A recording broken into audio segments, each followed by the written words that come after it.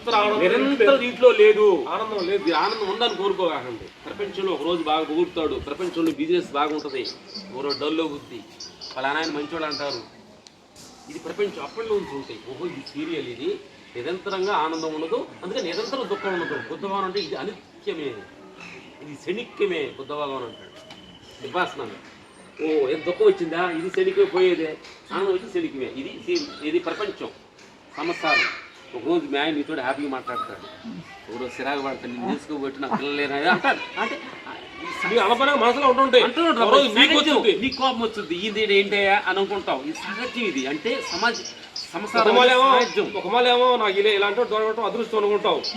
ఇలాంటి అంటే మన నోరే అందుకని తప్పు కాదు.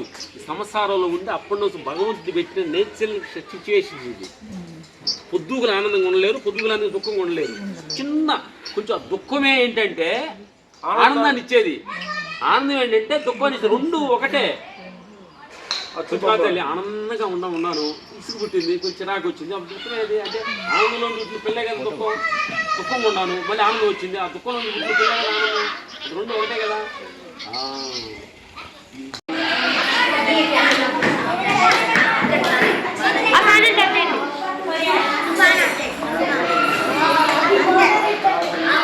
వీడియో